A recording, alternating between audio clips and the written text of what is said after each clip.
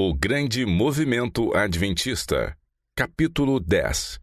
O Clamor da Meia-Noite. À meia-noite, ouviu-se um grito. Eis o noivo, saía ao seu encontro. Então se levantaram todas aquelas virgens e prepararam as suas lâmpadas. Mateus 25, 6 e 7. Já falamos do tempo de tardança trazido à tona nesta parábola das 10 virgens. Daremos agora atenção especial à parte introduzida pelo texto acima, designada pelo povo adventista como o clamor da meia-noite. Um escritor proeminente sobre o assunto num periódico chamado Midnight Cry, Clamor da Meia-Noite, de 3 de outubro de 1844, disse o seguinte: Mas como chegamos a esta noite de tardança? Foi porque iniciamos a contagem da visão dos 2.300 dias na primavera, em vez de no outono de 457 a.C. Faltaram 6 meses e alguns dias para que pudéssemos atingir o porto destinado. Isso nos lançou durante 6 meses na noite de tardança. Outro escritor, Samuel Snow, no Midnight Cry de 22 de agosto de 1844, falando dos 2.300 dias, afirmou: A contagem começou com a saída da ordem para restaurar e edificar Jerusalém. O decreto foi feito primeiramente por Ciro, renovado por Dario e finalizado por Artaxerxes Longímano, no 7º ano de seu reinado. Foi promulgado e entrou em vigor no outono do ano 457 a.C., quando Esdras, tendo chegado a Jerusalém pela boa mão do Senhor, restabeleceu a nação judaica, nomeou magistrados e juízes e iniciou a construção do muro. Como o tempo da visão era de 2.300 anos completos, era necessária a totalidade do ano 457 e a totalidade do ano de 1843 para se completarem os 2.300 anos. Como o decreto não saiu até o 7º mês do ano 457 a.C., consequentemente o período não terminaria até o 7º mês do ano de 1844. Como a observância do 10º dia do 7º mês parecia ser o evento que marcava o início do período, demonstrou-se, portanto, de forma conclusiva que no 10º dia do 7º mês no calendário judaico, o nosso 22 de outubro de 1844, terminariam os 2.300 dias, chegando o tempo de ser purificado o santuário. Todas as evidências usadas para defender o término do período em 1843 aplicavam-se com igual força ao cálculo que levava à data de 1844. Essa convicção era acompanhada da certeza de que haviam descoberto o que parecia ser uma infalível solução para a causa de seu desapontamento. A maneira pela qual os adventistas proclamaram o verdadeiro clamor da meia-noite, como era então chamado, não pode ser mais bem ilustrada do que citando os escritos daqueles que, na época, destacadamente se empenharam nessa obra. Saía ao seu encontro. No Midnight Cry de 3 de outubro de 1844, houve um artigo escrito por George Storrs intitulado Saí ao seu encontro, no qual ele disse: Com sentimentos tais como nunca antes experimentei, pego minha caneta para escrever. Sem dúvida alguma, em minha mente, o 10º dia do 7º mês irá testemunhar a revelação de nosso Senhor Jesus Cristo nas nuvens do céu. Estamos a poucos dias desse evento, um momento terrível para os despreparados, mas glorioso para os que estão prontos. Eis que vem o noivo neste ano, saí ao seu encontro. Já fizemos tudo o que podíamos em favor das igrejas nominais e de todos os ímpios, exceto naquilo que este clamor os possa afetar. Agora nossa obra é despertar as virgens, que, tomando as suas lâmpadas, saíram a encontrar-se com o noivo. Onde nos encontramos agora? Se a visão tardar, espera-a. Porventura, não tem sido essa a nossa resposta desde março ou abril passados? Sim. O que aconteceu tardando o noivo? As virgens foram tomadas de sono e adormeceram, não é mesmo? As palavras de Cristo não falharam, e a Escritura não pode falhar. Será inútil fingir que estivemos despertos, temos estado dormindo. Não quanto ao fato da vinda de Cristo, mas quanto ao tempo. Entramos no tempo de tardança, não sabíamos por quanto tempo tardaria, e foi nesse ponto que adormecemos. Alguns de nós, em nosso sono, já declaramos: não fixem outra data. E assim seguimos dormindo. Agora o problema está em como nos despertar. Senhor, socorre-nos, pois vão é o socorro do homem. Fala tu, Senhor. Tomara que o Pai possa agora tornar conhecido o tempo. À meia-noite da mensagem. Qual a duração do tempo de tardança? Meio ano. Como você sabe? Porque Nosso Senhor afirmou à meia-noite enquanto tardava o noivo. A visão era de 2.300 tardes e manhãs, ou dias. Uma tarde ou noite é a metade de um daqueles dias proféticos, representa, portanto, 6 meses. Essa é a extensão total do tempo de tardança. O forte clamor quanto ao tempo, ora anunciado, começou por volta de meados de julho e espalhou-se com grande velocidade e poder, sendo seguido de uma manifestação do Espírito, tal qual eu nunca havia testemunhado quando o clamor era referente a 1843. Agora é literalmente, saía ao seu encontro. Há um abandonar de tudo tal qual eu nunca sonhei poder ver. Quando este clamor se apodera do coração, agricultores abandonam suas fazendas com suas colheitas. Há forte pranto com lágrimas e um consagrar de tudo a Deus, tal qual nunca testemunhei. Há uma confiança nesta verdade, como nunca foi vista em tamanho grau no clamor anterior, e uma glória que leva aos prantos tocante, que excede todo o entendimento, exceto para aqueles que a experimentaram. Nessa verdade presente, eu, mediante a graça, me atrevo a arriscar tudo, e imagino que ceder à dúvida nesse ponto seria ofender a Deus e trazer sobre mim mesmo repentina destruição.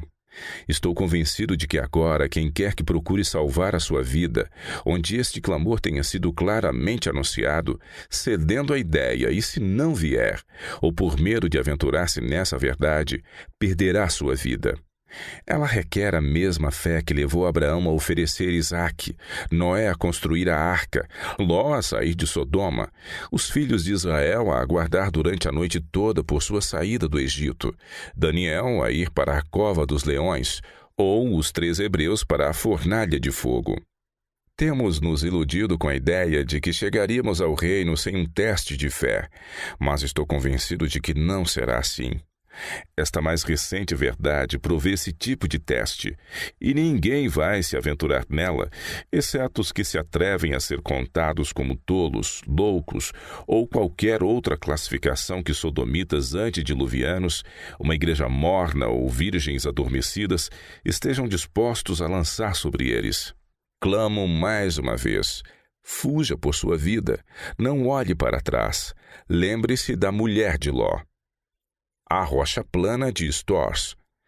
No Midnight Cry de 10 de outubro de 1844, houve um artigo escrito por George Storrs intitulado A Conclusão, chamado contudo pelos adventistas de A Rocha Plana de Storrs. Como estaremos prontos para aquele dia? Creia na verdade de Deus, aventure-se nela com uma fé sólida, que dá glória a Deus. Devemos viver no mesmo estado de espírito, na mesma consagração total a Deus, na mesma morte para o mundo, que viveríamos se soubéssemos que iríamos morrer naquele dia.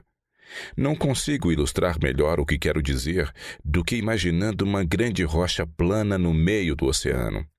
Um príncipe glorioso e muito poderoso promete que em determinado momento enviará um esplêndido navio a fim de conduzir a um país glorioso todas as pessoas que ali se encontrarem e demonstrarem haver crido totalmente em sua palavra. Muitos se aventuram a ir até a rocha. Alguns, quando estão seguros na rocha, cortam a corda, e os barquinhos com que ali chegaram são levados pela correnteza para longe deles, e não mais mantêm em vista esses barquinhos, mas aguardam a chegada do navio. Eles não têm qualquer dúvida quanto à confiabilidade da promessa e arriscam tudo por ela. Outros creem ser suficiente o fato de haverem alcançado a rocha, mas veem a necessidade de serem precavidos e não correrem um risco tão elevado. Antes do momento em que se esperava a chegada do navio, soaram as seguintes palavras: Seja-vos feito segundo a vossa fé. Chegou o dia. Os prudentes possivelmente têm a intenção de cortar a corda de seus barcos e deixar-se flutuar para longe, se tão somente virem o navio se aproximando. Ele é visto. Agora, porém, é tarde demais para soltar os barcos sem serem notados. Além disso, a mesma prudência de antes lhes ordena agora que não deixem seus barcos à deriva, sem antes estarem certos de que não estão equivocados quanto ao navio que se aproxima. O navio, porém, está agora tão próximo que não podem nem mesmo cortar as cordas sem serem vistos. O navio chega à rocha. Que prova existe de que vocês confiaram totalmente na promessa de que o navio viria? Soltamos nossos barcos, e eles flutuaram para longe de nós. Isso tornou impossível nossa volta à terra, e realmente teríamos perecido se o navio não tivesse vindo, pois nenhum outro navio jamais passa por esta rocha. Isso é suficiente, clama o comandante do navio. Subam a bordo. Essa confiança não será desapontada. Aqueles que mantiveram seus barcos amarrados à rocha agora se aglomeram ao redor tentando embarcar no navio. O comandante pergunta: que significam esses barcos que vejo amarrados à rocha, ou cujas cordas só foram cortadas quando aparecia à vista? Eles respondem: achamos que deveríamos ser prudentes, de modo que, caso o navio não viesse, teríamos algo com que retornar à terra. Então será que vocês não fizeram provisão para a carne? Clama o comandante. E assim duvidaram das minhas palavras? Seja-vos feito segundo vossa fé. As evidências estão contra vocês. Fizeram provisão para voltar, e agora devem colher os frutos de sua incredulidade. Assim, eles não puderam entrar por causa da incredulidade. Ó, terrível situação de desespero! Cortem suas cordas já, irmãos. Deixem seus barcos se perderem de vista. Sim, apressem-se, antes que apareça o sinal do Filho do Homem. Então será tarde demais. Arrisquem-se agora e arrisquem tudo. Oh, meu coração sofre por vocês. Não se demorem, empurrem esse barco ou vocês estarão perdidos. Todo aquele que procurar salvar a sua vida perdê-la-á, declarou Jesus Cristo, nosso Senhor e Juiz. Apressem-se, então. Mais uma vez eu lhes rogo, apressem-se. Abandonem cada barco pelo qual vocês planejam escapar e voltar à terra, caso ele não venha. Esse caso vai arruinar vocês. Esta é a última prova e tentação. Façam assim como fez nosso Senhor com a última tentação do diabo. Ele disse: retira-te, Satanás. E então o diabo o deixou, e eis que vieram anjos e o serviram. Assim será com vocês quando alcançarem esta vitória. Rápida obra do clamor da meia-noite. Podemos ter uma noção correta quanto à rapidez, poder e efeito da mensagem do clamor da meia-noite nas seguintes palavras de Ann Souther, editor do jornal já anteriormente mencionado, Midnight Cry. Na edição de 31 de outubro de 1844, ele declara: a princípio, a ideia de tempo definido encontrou oposição geral, mas parecia haver um poder irresistível acompanhando sua proclamação e submetendo-lhe tudo o que estivesse à frente. Esse poder varreu a terra com a velocidade de um furacão, atingiu corações em lugares diversos e distantes quase simultaneamente, e de um modo que só pode ser explicado pela suposição de que Deus estava nele. Produziu em toda parte o mais profundo exame de coração e humilhação de alma perante os altos céus. Causou um desprendimento das afeições das coisas deste mundo, uma cura de contendas e ressentimentos, uma confissão de faltas, um quebrantamento diante de Deus com súplicas por perdão e aceitação, vindas de corações penitentes e quebrantados. Causou humilhação própria e prostração da alma como nunca antes vista. Ocorreu exatamente como Deus, por intermédio do profeta Joel, determinou que sucederia quando estivesse às portas o grande dia do Senhor. Produziu um rasgar do coração e não das vestes, um retorno ao Senhor com jejuns, lágrimas e lamentações. Como Deus declarou através de Zacarias, um espírito de graça e de súplicas foi derramado sobre seus filhos. Olharam para aquele a quem haviam traspassado, e houve um grande pranto na terra, cada família à parte, suas mulheres à parte, e os que buscaram ao Senhor afligiram suas almas perante ele, movidos por um poder sobrenatural. Ainda acerca dessa comovente proclamação, o autor continua: ela nos pareceu ter sido tão independente do agente humano que éramos levados a considerá-la como cumprimento tanto do clamor da meia-noite após a tardança do noivo, quanto do sono das virgens adormecidas, quando estas deviam levantar-se e acender suas lâmpadas. A última obra parece ter sido realizada, pois nunca houve um momento em que os respectivos grupos adventistas estivessem num estado tão bom de preparação para a vinda do Senhor. Abandono das posses mundanas. Sob a comovente proclamação da doutrina do advento, muitos venderam suas posses, utilizando seus recursos para sustentar a obra dos oradores públicos, disseminando artigos e folhetos impressos ou providenciando suprimentos aos necessitados. Com essa atitude davam ao mundo a melhor prova de sua sinceridade e zelo, ao passo que os que se agarravam a seus bens terrestres e deixavam de fazer qualquer sacrifício especial em favor da causa, foram julgados pelos mundanos como pessoas que em realidade não criam no que professavam. A título de ilustração, dou aqui 2 exemplos, um de cada lado da questão. Uma plantação de batatas. O primeiro exemplo é de um dos fiéis que vivia em New Ipswich, New Hampshire, chamado Hastings. Esse irmão tinha um enorme campo de batatas excelentes que não foram colhidas. Seus vizinhos estavam preocupados com elas e se ofereceram para colhê-las e colocá-las no celeiro gratuitamente, se ele o permitisse, pois disseram eles: "Você pode precisar delas." "Não", disse o Sr. Hastings, "eu vou deixar que essa plantação de batatas pregue sobre minha fé no breve aparecimento do Senhor." Naquele outono, como registrado no Eagle de Claremont, New Hampshire, no True Sun de Nova York e em vários outros jornais públicos, a safra de batatas foi quase totalmente perdida devido a uma peste nas batatas. A história foi relatada assim no Sun. Como é doloroso saber que toda a safra dessa valiosa raiz foi destruída pela peste. Um correspondente de um jornal da Filadélfia diz que a safra da batata daquele estado está arruinada. O único local de onde se ouve pouca queixa é o Maine, mas mesmo ali a safra não pôde escapar da doença. Como a estação outonal foi branda e as batatas do Sr. Hastings permaneceram enterradas até novembro, nenhuma delas apodreceu.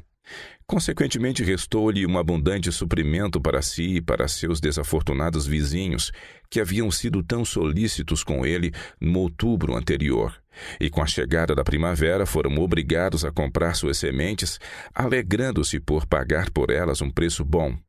O que parecia ter sido uma calamidade para o Sr. Hastings foi transformado por Deus em bênção terrena, não apenas para ele, mas também para seus vizinhos. O homem que negou sua fé. O segundo exemplo aconteceu onde eu morava. Havia certo membro que sempre falava muito nas reuniões acerca da vinda do Senhor no outono de 1844. Possuía um patrimônio considerável. Entre outras coisas, tinha uma manada de porcos na idade certa para serem vendidos no mercado durante a primavera. Um tio meu, sem pretensões religiosas e cujo negócio era a compra e venda de gado, dirigiu-se a esse professo adventista para comprar seus porcos, mas descobriu que ele não queria vendê-los, pois os estava guardando até a feira de porcos que ocorreria na primavera seguinte. Meu tio veio falar com meu avô, um crente adventista, e disse: "Aquele homem não acredita no que professa."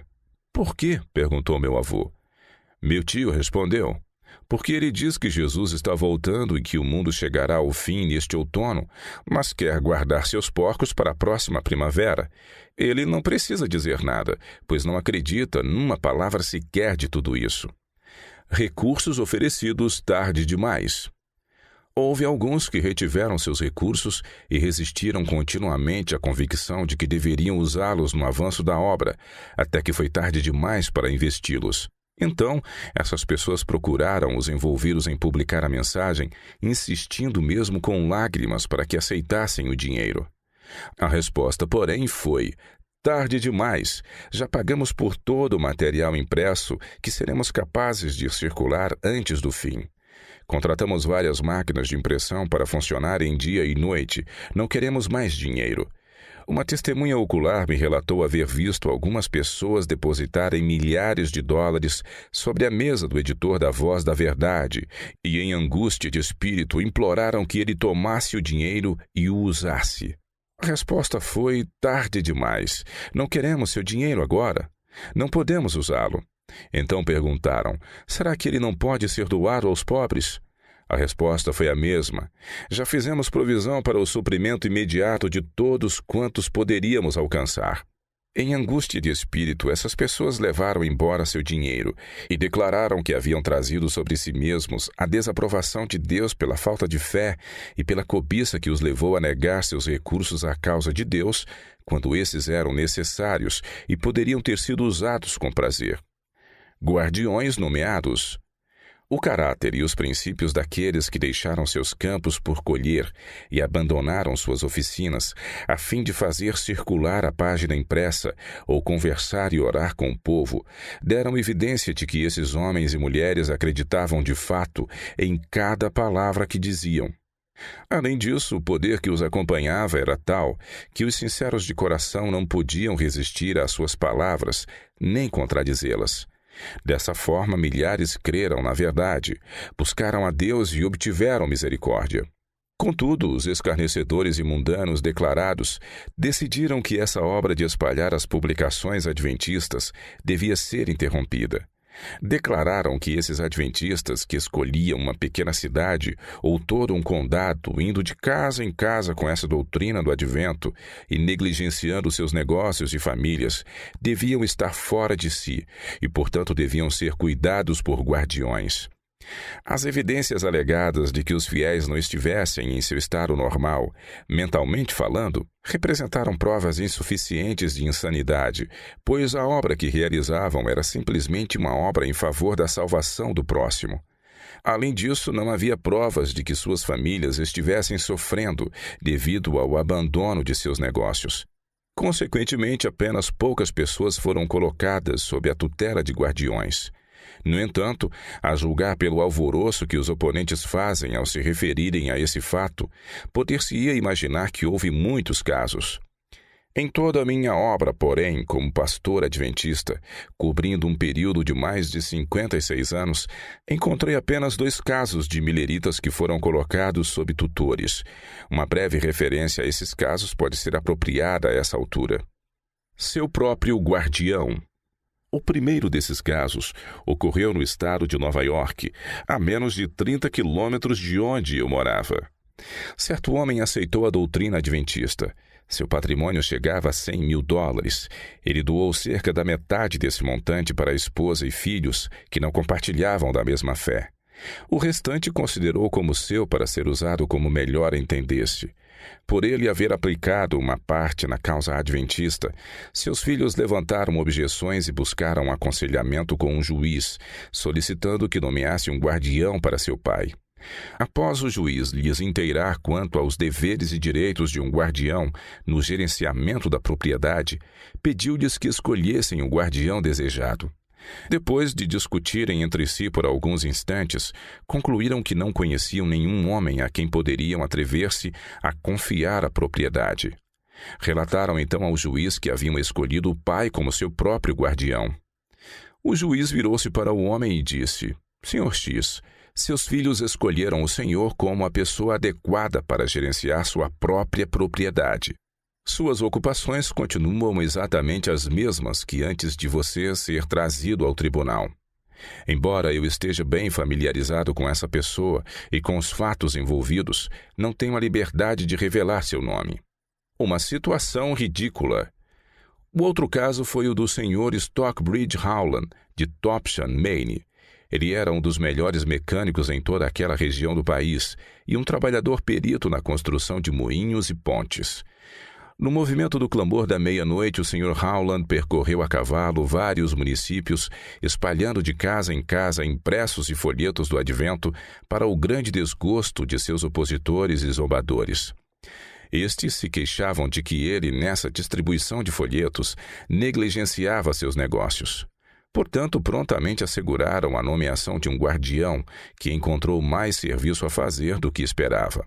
Na verdade, o Sr. Howland enviou-lhe todos os cobradores de impostos, e não somente esses, mas quem quer que lhe trouxesse contas a ser pagas. O motivo, dizia ele, é que não sou considerado competente para fazer qualquer negócio. Pouco tempo depois, o município decidiu construir uma ponte sobre o rio Kennebec, uma ponte que suportasse a furiosa torrente das águas e do gelo flutuante na época das cheias da primavera. Os comissários do condado e os membros da Câmara Municipal decidiram que Stockbridge Howland era o homem certo para o trabalho. Quando vieram com as especificações e um contrato para que construísse a ponte, ele respondeu ironicamente: "Senhores, vocês terão que consultar meu guardião. Vocês sabem que não sou considerado competente para cuidar de meu próprio negócio e vocês me vêm pedir para construir uma ponte?" A situação acabou ficando ridícula demais para homens sensatos, de sorte que a tutela rapidamente foi encerrada. Basta mencionar que, tempos depois, seus perseguidores fizeram o mais humilde pedido de desculpas pelo curso injusto e inoportuno que haviam tomado.